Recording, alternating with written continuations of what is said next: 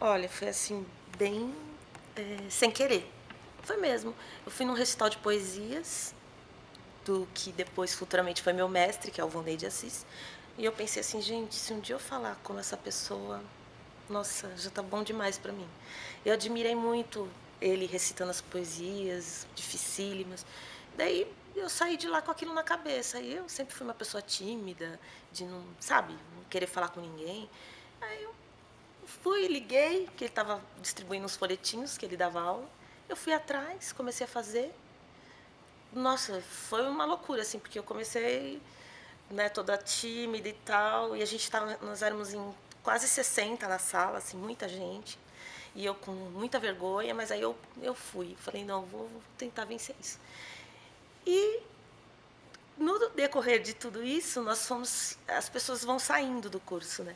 Mas assim, eu fiquei 6 anos lá. E como eu fiz pedagogia, então, na verdade, eu fiz pedagogia de propósito mesmo, porque a minha ideia era unir a educação com a arte. E aí eu comecei a trabalhar também como professora de teatro, né?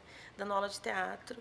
E aí também foi uma coisa que eu comecei com criança, em escola, mas era muito estressante, muito estressante. Trabalhei com.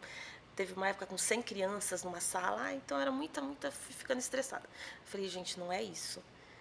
Aí, paralelamente, me convidaram para dar um curso para pessoas especiais no Teatro Ruth Escobar. E eu falei, no primeiro momento, não, eu nunca trabalhei com isso, porque a gente tem a sensação que pessoas especiais são muito diferentes da gente, né? É um outro universo. Então, por medo, eu falei.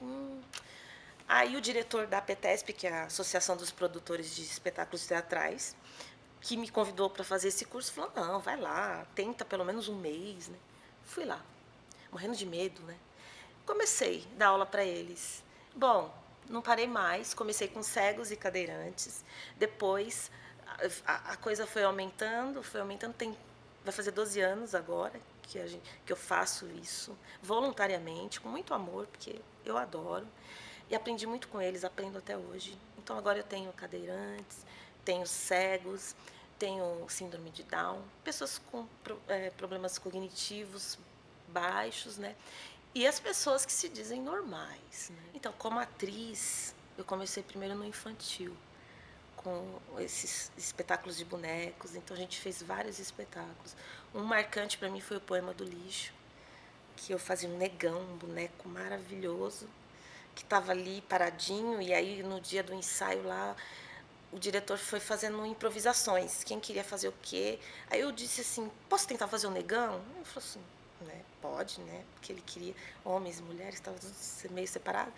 Eu sentei, ele falou, então faz de conta aí que você é o negão e tal. E aí eu mudei a voz e tal. E falei, e eu tinha na minha mente assim, esse personagem é meu. E aí eu fiz esse negão durante toda a temporada. Ele era muito forte, muito alegre. Nossa, tem coisas que ficam, né, para a vida toda. Assim. Tem esse personagem, um boneco, que foi muito marcante. De lá, continuei fazendo espetáculos de bonecos. Depois a gente fez É Nós na Vida, de bonecos. Teve mais dois, que eu não vou conseguir lembrar o nome. Ao País dos Dedos Gordos, que a gente fazia, cada um fazia vários personagens de bonecos. Esse universo de trabalhar com boneco é muito maravilhoso. Porque você tem que se doar, porque você não aparece. Quem aparece é o boneco. E é bem louco, porque o público não olha para você. Porque o boneco é mágico, sabe? Então o foco é todo pro boneco. Então aquilo é uma doação sua mesmo para aquela energia pro boneco. Você se anula. Isso é um trabalho assim para nós atores fantástico. De lá eu fui aos poucos fazendo outros espetáculos. O primeiro que eu fiz chamava Cidadão Brasil. Era um espetáculo de vários quadros também, meio comédia. Foi a primeira chance que eu tive assim no teatro adulto, mas foi muito interessante, aprendi bastante nos bastidores com as pessoas que tinham mais experiências. Depois fui fazendo outros, fiz na Toca da Raposa, que foi uma produção, nossa, para mim na época foi o auge, né? Porque era uma mega produção, atores globais e tal, e eu só tinha uma fala. Eu só tinha uma fala. O espetáculo tinha 2 horas.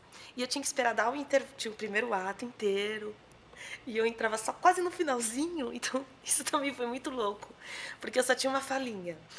Mas foi ótimo, porque tudo é um aprendizado. E que depois de alguns anos, a gente batizou como CIA Teatral Olhos de Dentro. E a gente vem há quase 12 anos. E aí, durante esse tempo, a gente fez muitas peças. Trabalhei muito Shakespeare com eles. A gente fez leituras sobre Shakespeare, pesquisa. Fizemos um espetáculo que chamava Shakespeare aos Pedaços. Depois a gente fez um outro que foi Shakespeare Eterno, que foi fantástico visualmente. Eu tinha um ator convidado que é o Taubaté Lisboa, que é um ícone no teatro. Quem conhece de teatro sabe quem é. E ele veio fazer o Shakespeare, porque a ideia era o Shakespeare contando as histórias. Fez brilhantemente e participou com a gente, porque o Taubaté, ele também, eu chamei ele por um motivo, meu amigo, grande ator, e também ele ficou meio surdo, quase total, e cego. Então ele veio fazer parte dessa inclusão junto com a gente. E ele veio só a somar, né? Trazer a experiência toda dele para o grupo. E foi muito bom tê-lo nesse trabalho. Fora isso, a gente montou mais de 10 trabalhos que... Enfim, a gente tem um blog, que no blog tem todos, que é o CIA Teatral Olhos de Dentro, Blogspot.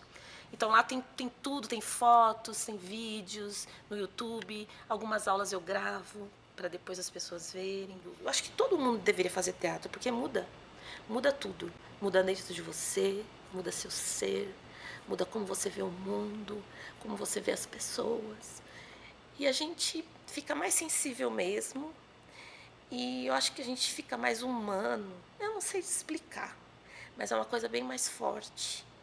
É uma coisa de como que eu vejo o mundo agora, depois do teatro.